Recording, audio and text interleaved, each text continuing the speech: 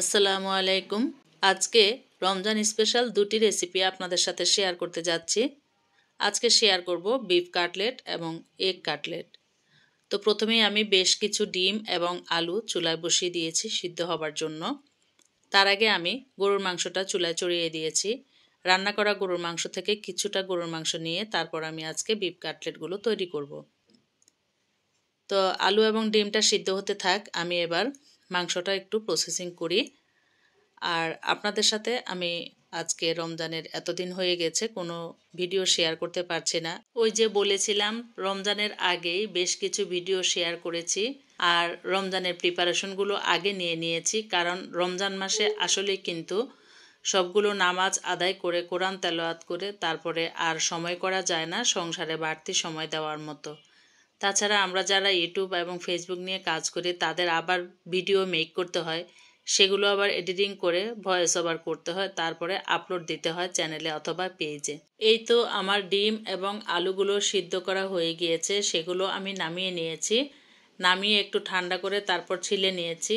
আর এখন ডিমগুলো আমি মাঝখান থেকে অর্ধেক করে কেটে নিচ্ছি।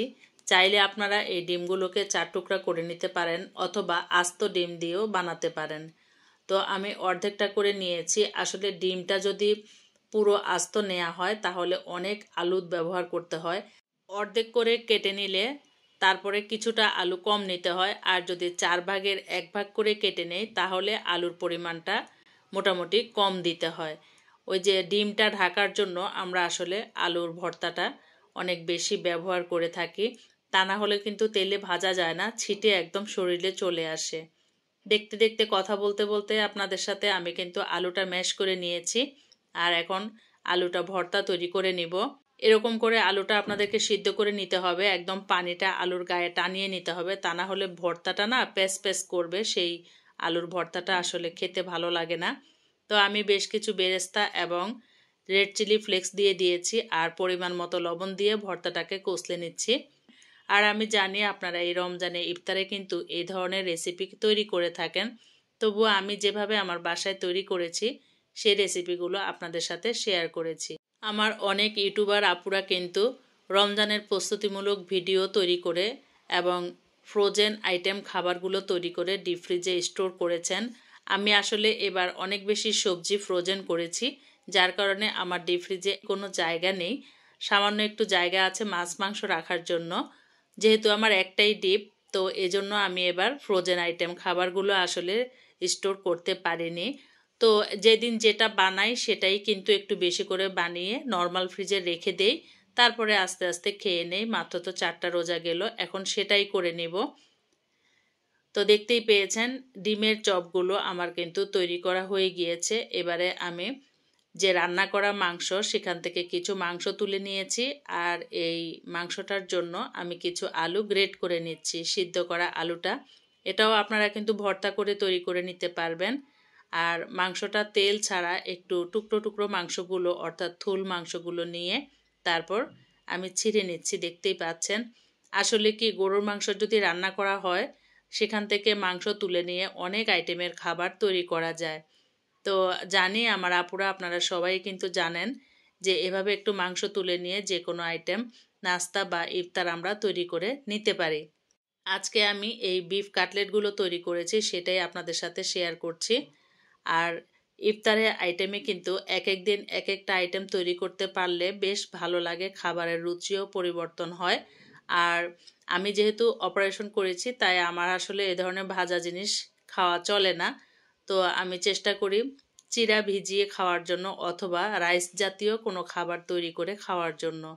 তো বিফ কাটলেটের জন্য আমি এখন ভর্তাটাকে তৈরি করে নিচ্ছি। রেড চিলি ফ্লেক্স, বেরেস্তা এবং পরিমাণ মতো লবণ ও সরিষার তেল দিয়ে আবারও কিন্তু মাংস এবং আলুগুলোকে একসাথে চটকে নিচ্ছি। দেখতেই পেয়েছেন আপনারা যে মাংসগুলো আমি ঝুরি করে নিয়ে আলুর সাথে একবারে চটকে নিয়েছি। এখন গোল গোল সাইজ দিয়ে আপনাদের পছন্দ মতো আকৃতি দিয়ে আপনারা এই কাজটা করে নেবেন, এই কাটলেটগুলোর সাইজ দিয়ে নেবেন। এভাবে একটু বেশি করে বানিয়ে রাখলে বেশ কয়েকদিন নর্মাল ফ্রিজে রেখেই কিন্তু খাওয়া যাবে। এই আলু ভর্তাটা কোনোভাবেই নষ্ট হবে না। তাছাড়া আপনারা চাইলে আলু ভর্তাটা চুলায় আবার একটু বাগার দিয়ে নিতেও পারেন, তাতে করে নর্মাল ফ্রিজে রাখা একদমই ইজি, ডিপ ফ্রিজের চিন্তা করতে হয় না। এবারে আমি একটু ময়দা এবং বেসন নিয়ে একটা গোলা তৈরি করে নিব। চাইলে আপনারা এখানে কর্নফ্লাওয়ার ব্যবহার করতে পারেন। হলুদ, মরিচ, ধনিয়া, জিরার গুঁড়া দিয়ে দিয়েছি সামান্য পরিমাণে, আর পরিমাণ মতো লবণ দিয়েছি। এখন আমি একটা বেটার গুলিয়ে নিব। এই কাজটা কিন্তু আপনারা ডিমে চুবিয়ে তারপরে করে নিতে পারেন। আসলে হয় কি, ডিমে চুবিয়ে যে কাজগুলো করে থাকি তাতে করে কিন্তু ভাজার সময় তেলটা একদম ফেনা উঠে ভরে যায়, তখন কিন্তু ভাজতে গেলে বেশ বিরক্ত লাগে। তো আমি এজন্য ময়দা গুলিয়ে নেই, অথবা কর্নফ্লাওয়ার যদি খেতে পারি তাহলে কর্নফ্লাওয়ারটা গুলিয়ে নেই, আর না হয়তো এরকম ময়দা এবং বেসনটা একসাথে গুলিয়ে নিয়ে এই প্রতিটা কাটলেট এই গোলার মধ্যে চুবিয়ে তারপর ব্রেড ক্রাম্বসে গড়িয়ে নিব। এভাবেই কিন্তু সবগুলো বিফ কাটলেট আমার তৈরি করতে হবে। তো এখানে যদি আপনারা কর্নফ্লাওয়ারটা একটু ব্যবহার করেন তাতে করে কিন্তু বেশ ক্রিস্পি হয়। আপনারা যারা খেতে পারেন কর্নফ্লাওয়ার তারা অবশ্যই এখানে একটু কর্নফ্লাওয়ার ব্যবহার করবেন, আর না হয়তো চালের গুঁড়া দিতে পারেন। তো আমার বেসনের সাথে আপনারা অবশ্যই দেখতে পেয়েছেন চাল আছে, কারণ আমি ডাল এবং চাল একসাথে মিক্সড করেই কিন্তু বেসনের গুঁড়াটা তৈরি করে নিয়েছি। তো সবগুলো বিফ কাটলেট কিন্তু আমার তৈরি করা হয়ে গিয়েছে। আমি এখান থেকে কিছু নর্মাল ফ্রিজে রেখে দেবো একটা বক্সে করে, আর কিছু আজকের ইফতারের জন্য ভেজে নেব। ভিডিওটা করেছি আমি তৃতীয় রমজানে, আর আপনাদের সাথে শেয়ার করছি আজকে চতুর্থ রমজানে। এভাবে আমি যেদিন যেটা আসলে বাসায় তৈরি করব সেটাই ভিডিও করে আপনাদের সাথে শেয়ার করব। এবার আর আমার ফ্রোজেন আইটেম আর কি শেয়ার করা হলো না। এই তো এবার এগ কাটলেটগুলো আমি এভাবে চুবিয়ে নিচ্ছি, আবারও ওই বেটারে চুবিয়ে নিয়ে তারপরে ব্রেড ক্রাম্বসে গড়িয়ে এভাবে প্রতিটা এগ কাটলেট তৈরি করে নিচ্ছি। এটা চাইলে আপনারা শুধু বেসনের গোলায় চুবিয়ে তারপরে ডিমের চপ তৈরি করে নিতে পারেন। তো আমার বাসায় আসলে এভাবে কাটলেটগুলাই সবাই বেশি পছন্দ করে, আর বেসনে গলিয়ে যেটা বানানো হয় সেটা সবার বেশি একটা পছন্দ না।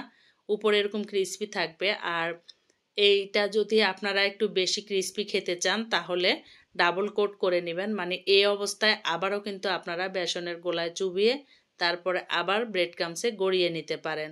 তাতে করে ডাবল কোট হয়, আর ডাবল কোট হলে কিন্তু বেশ সুস্বাদু হয়ে থাকে এবং অনেক ক্রিস্পি হয়ে থাকে। আসলে এই খাবারগুলো কিন্তু কন্টিনিউ খাওয়া যায় না, তাতে করে আমাদের পাকস্থলীর অনেকটাই ক্ষতি হয়। বিশেষ করে আমার মতো রুগী যারা, তারা তো খেতে পারেন না সম্ভবত। এবার চলে এসেছি ভাজতে। চুলায় পরিমাণ মতো তেল দিয়ে তারপর আমি গরম করে নিয়েছি, আর ডুবো তেলেই কিন্তু এগুলো ভাজতে হবে। তো প্রথমে এগ কাটলেটগুলো ভেজে নিচ্ছি, আর এটা আপনাদের পছন্দ মতো আপনারা ঘুরিয়ে ফিরিয়ে ভেজে নেবেন।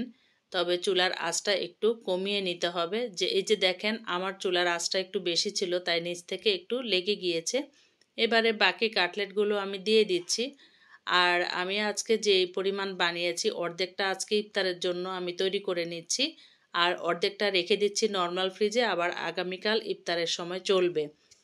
তো আমি চেষ্টা করব আগামীকাল আবার নতুন কিছু আইটেম করার জন্য, সেগুলো আবার ভিডিও তৈরি করে পরবর্তী রমজানে আপনাদের সাথে আবার শেয়ার করব।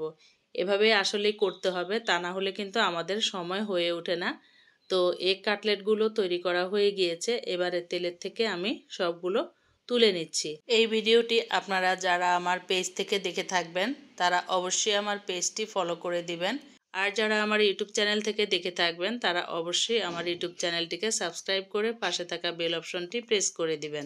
আজকে এক ভিডিওতে দুটো রেসিপি দেখিয়ে দিলাম। সাধারণত এই চ্যানেলটিতে এখন আর রেসিপি ভিডিও দিয়ে থাকি না, তবুও যেহেতু রমজান মাসে ইফতারিতে আইটেমগুলো তৈরি করে থাকি তাই আপনাদের সাথে শেয়ার করছি। দেখা হবে পরবর্তী কোনো নতুন ভিডিওতে। সেই পর্যন্ত আপনারা সবাই ভালো থাকবেন, আর আমার জন্য অবশ্যই দোয়া করবেন। দেখতেই পাচ্ছেন বাকি তেলটার মধ্যে আমি বিফ কাটলেটগুলো দিয়ে দিচ্ছি। এভাবেই কিন্তু বিফ কাটলেটগুলো আপনাদের মন পছন্দ মতো উল্টে পাল্টে তারপর ক্রিস্পি করে ভেজে নিতে পারবেন।